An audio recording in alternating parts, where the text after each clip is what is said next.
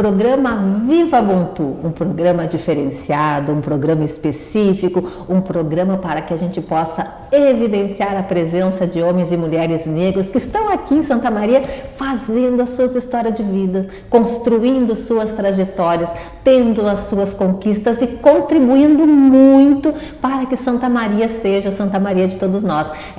Este aqui é um espaço, Viva Ubuntu, um espaço para que a gente possa conhecer mais e valorizar a presença dessa comunidade aqui em Santa Maria. E hoje eu tenho uma pessoa maravilhosa, especialíssima, que talvez você já conheça, e talvez você já conheça e várias pessoas que aqui passaram, mas conhecer um pouquinho mais das trajetórias delas são importantes. Hoje nós estamos aqui com um delegado, ninguém menos que o delegado Marcos Rogério Ribeiro, que graças a Deus nos dá o privilégio, a presença. Para mim é muito importante, delegado, que o senhor esteja conosco, porque aqui em Santa Maria, até antes de mais nada, quantos delegados negros nós temos aqui? Olha, você diz nos últimos 50 anos? Nos últimos 50 anos. Pode ser. Não, nós temos aqui eu e o delegado Firmino, né? O delegado Firmino também, cearense, está aí também exercendo a função.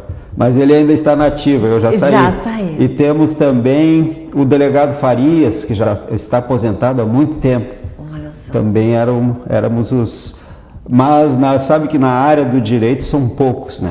São poucos, tanto como delegados, juízes, promotores, não me lembro de promotor negro, né, aqui em Santa Maria, mas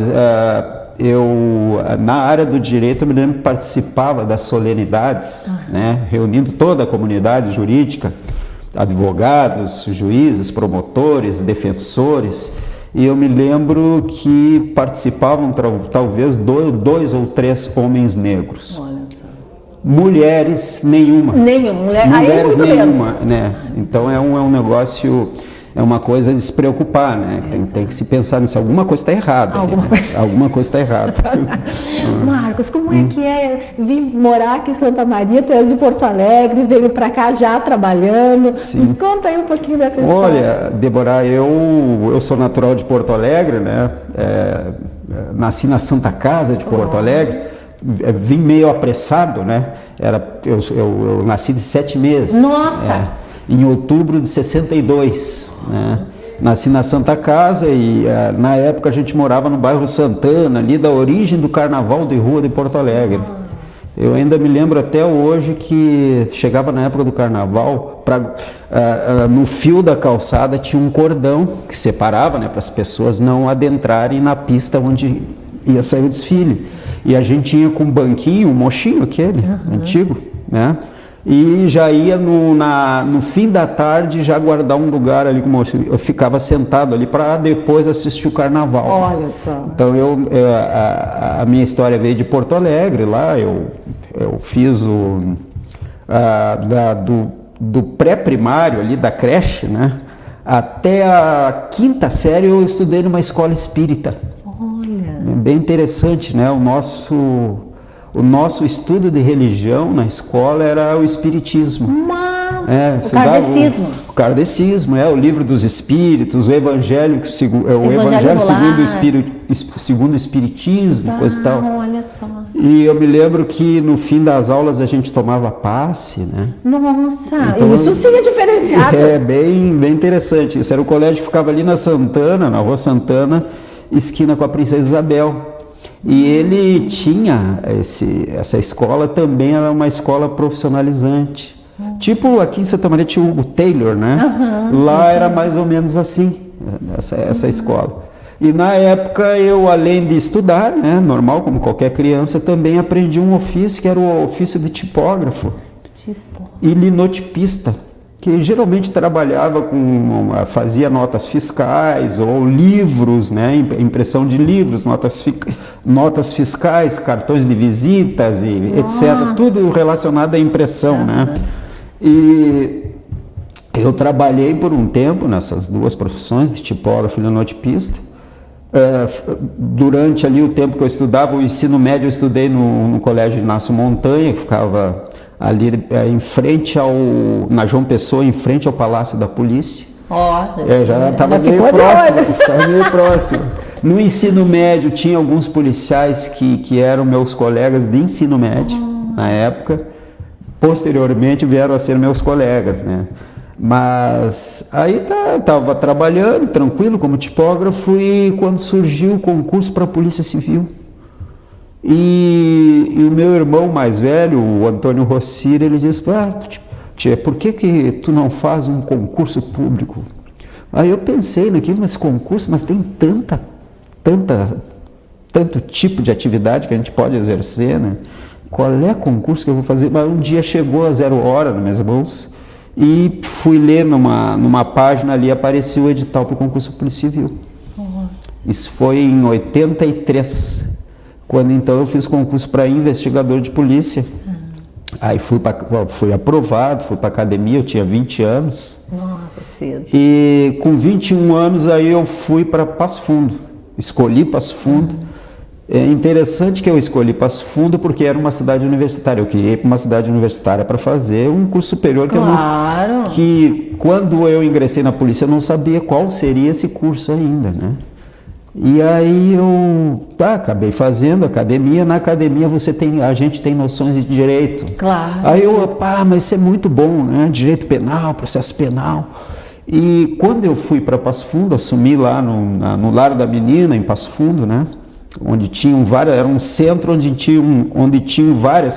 funcionavam várias delegacias de polícia.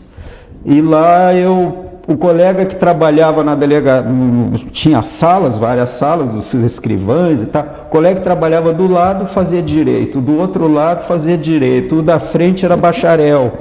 Então a gente vivia naquele ambiente ali, todo mundo fazendo direito. Foi que eu resolvi fazer o vestibular para direito. Até porque auxiliava no exercício da função. Claro, ajudava. E aí aí acabei fazendo o vestibular para a Universidade de Passo Fundo, acabei passando, né?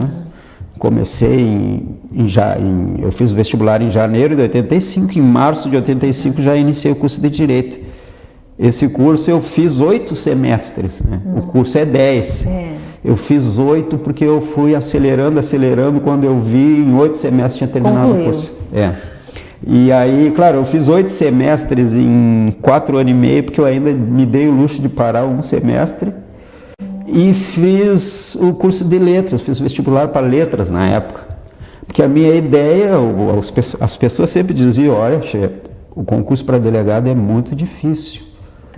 É muito difícil. Então a minha ideia eu já estava planejando, a minha ideia é o seguinte: eu vou terminar a faculdade de Direito. Como o concurso para delegado é muito difícil, certamente eu não vou conseguir passar na primeira vez. Então o que eu vou fazer? A ideia é eu ingressar na advocacia e dar aula para ter um salário fixo, né? Mas aí eu examinei diversos currículos, até de psicologia eu analisei de história, né?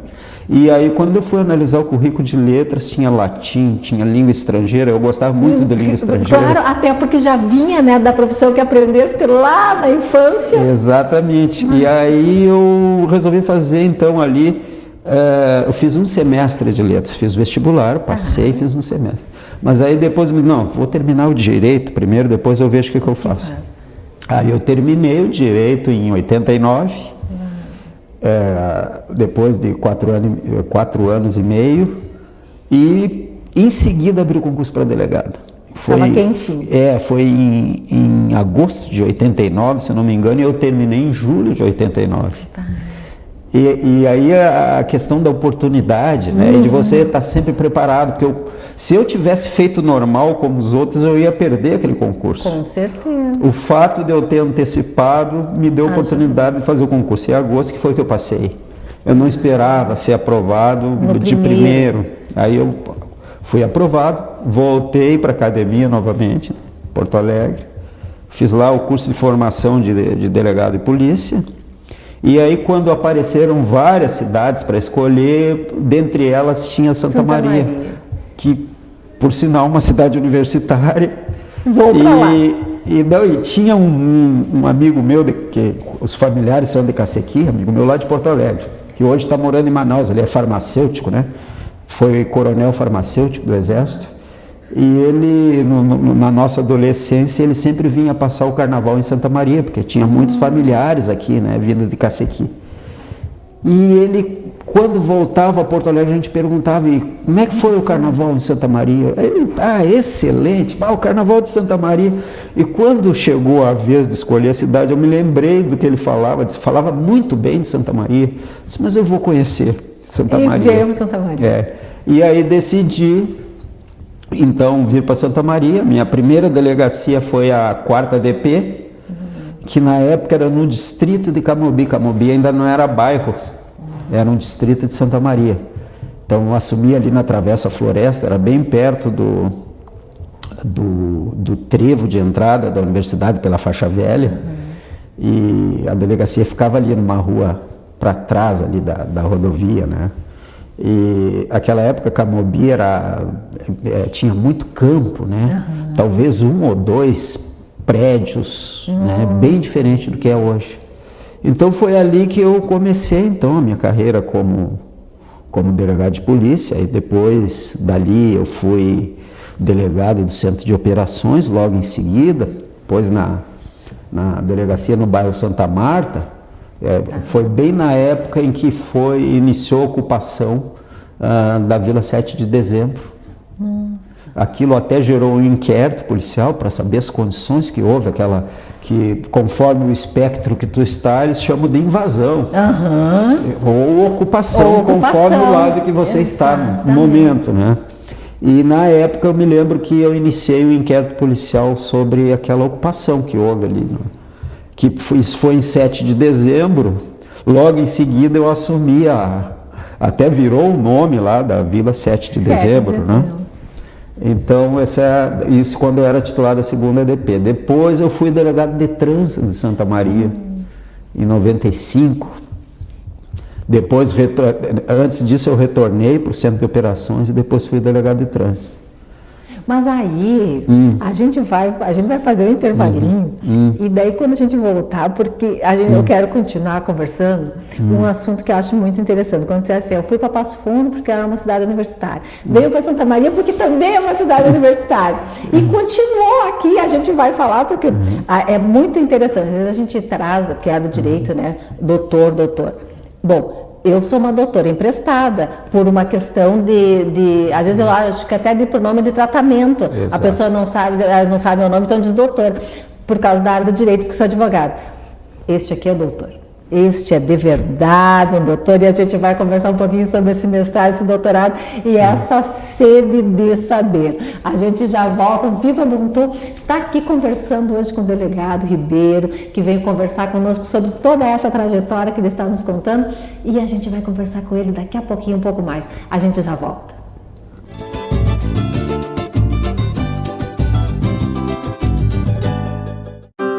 Triste? Angustiado? Cheio de problemas e sem ninguém para conversar? Então Disque 188. 188 é o novo número de atendimento telefônico do CVV, Centro de Valorização da Vida. De orelhão, celular ou telefone fixo, a ligação é gratuita e funciona 24 horas todos os dias.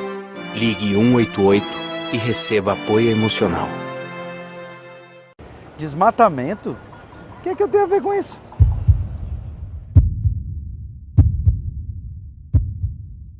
Parou, né? Sai da cadeira, suja a mão de terra. Vamos começar esse reflorestamento? Nós. Faça florescer floresta. Vem fazer parte desse movimento de reflorestamento.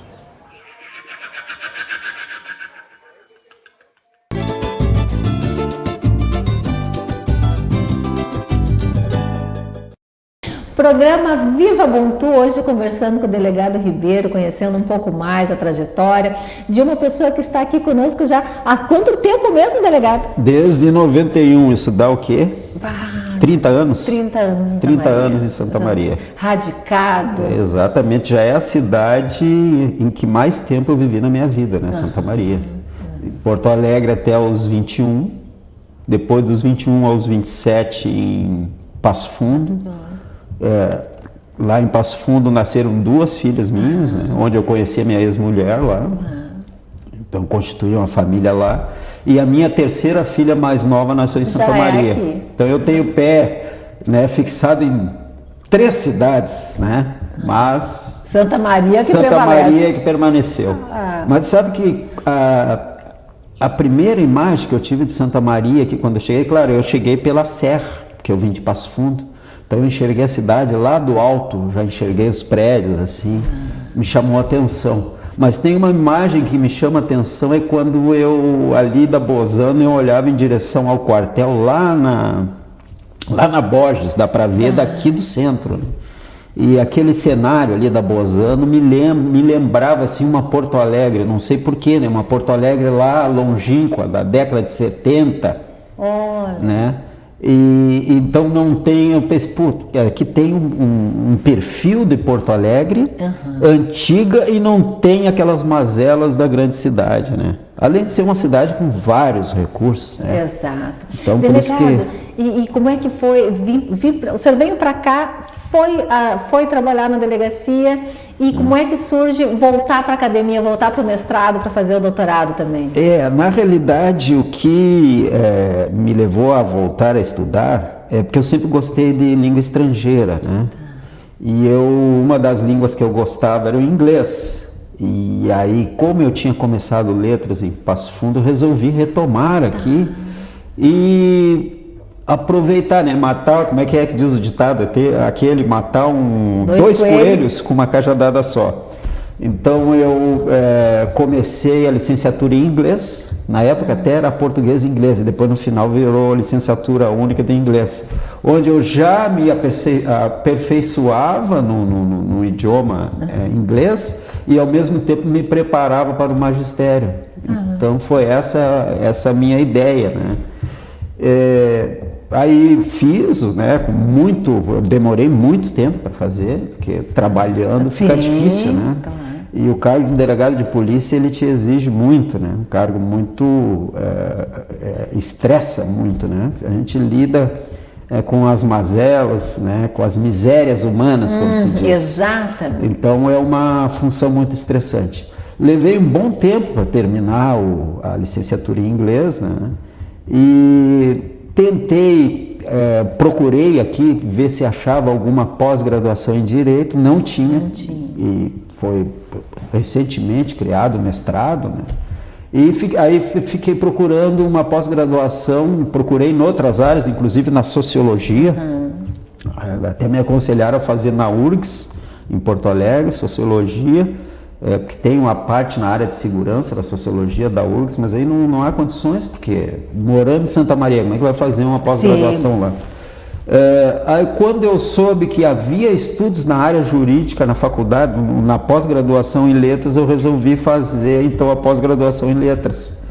E aí eu fiz o mestrado, né, em estudos linguísticos, e depois o doutorado em estudos linguísticos, né? Então foi por aí E como é que surgiu o sanduíche? Aí é o seguinte, quando os jovens, quando resolverem fazer, né, a pós-graduação, eu já deixo essa dica, né, ou essa experiência. Quando você faz o mestrado, curso mestrado, os professores, né, eles sempre estimulam o aluno a sempre progredir. Eles já te estimulam a ir para o doutorado, né? Então foi que acabou acontecendo, não, eu vou fazer o mestrado e vou parar. Não, aí eu tive o estímulo de vários professores aqui, os meus orientadores aqui da Universidade Federal de Santa Maria, né? Então fiz a seleção para o doutorado, passei na seleção para o doutorado, e é comum, né, as pessoas que fazem o doutorado, se aparece a oportunidade, você aperfeiçoar o doutorado numa universidade de excelência. Onde tenha uma autoridade no assunto que você está pesquisando, né?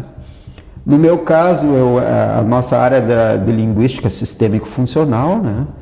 E nessa área nós tínhamos 2 centros, né, que tinham mais proximidade com os estudos que estavam sendo desenvolvidos aqui na pós-graduação em letras da Universidade Federal de Santa Maria, que era da Universidade, se eu não me engano, a Universidade de Lisboa, em Portugal. Lá tinha o professor Carlos Gouveia e também na universidade, que eles chamam de escola de Sydney, né? Você tem a escola de Praga, tem a escola de Frankfurt, tem a escola de Sydney. E na escola de Sydney tem o professor James Martin, que é uma referência nessa área dos nossos estudos no mundo todo. E eu me interessei, né, pela Universidade de Sydney, porque lá é anglófono, né? Ou seja, as pessoas falam inglês. Portugal é português. Exato, ficava exato, né? E o meu interesse era no inglês. E aí logicamente que eu não ia fazer um pedido pro líder do grupo de pesquisa, que era o professor James Martin. Eu fui procurar fazer para alguém da equipe dele. Claro. Começar ali no meio, né? E só que nenhuma das pessoas que trabalhavam com ele, nenhum dos pesquisadores, os estudos eram os estudos que combinavam com o que eu estava fazendo. E aí eu resolvi, um dia eu estava em casa e o prazo para o doutorado de sanduíche estava se esgotando, eu estou em casa e fiquei pensando, eu tenho que fazer um pedido. E aí eu fui pesquisar o currículo, mais detalhadamente o currículo do professor James Martin, e aí descobri que ele estudava texto jurídico também. E aí eles falaram, é esse aqui que eu vou ter que pedir, né? É o líder do grupo de pesquisa, mas vai ter que ser para ele. E aí eu fiz um e-mail em inglês, eu me lembro que era meia-noite, eu deitado na cama com um notebook e escrevendo um texto. E remeti para a Universidade de Sydney, professor James Martin, esperando até que ele dissesse, não, estou ocupado, não vou poder, talvez. E quando recebi a resposta, eu acho que no mesmo dia, porque tem a questão do fuso horário, quando eu mandei de madrugada, lá ainda era no horário. E ele respondeu, não, é uma satisfação tê-lo aqui conosco, aqui na nossa universidade. Aí eu fiz lá 4 meses de doutorado de sanduíche. Morei esses 4 meses lá em Sydney, né? E fiz, e depois voltei e completei o doutorado em letras aqui na Universidade Federal de Santa Maria. Ribeiro, e como é que é ser um estudante, um acadêmico, pode ser na pós-graduação, seja no doutorado, no sanduíche, seja no mestrado, seja dentro da academia, como é que é ser muitas vezes o único negro em alguns espaços? O lado positivo é que você sempre é lembrado, né? É o único negro, né? Eu me lembro que a delegada Débora, pô, Ribeiro, tu não te lembra de mim? Eu me lembro de ti, assim, comigo eu era talvez... Em todo o curso do Direito, não só na minha turma, em todo o curso do Direito eram 2 negros.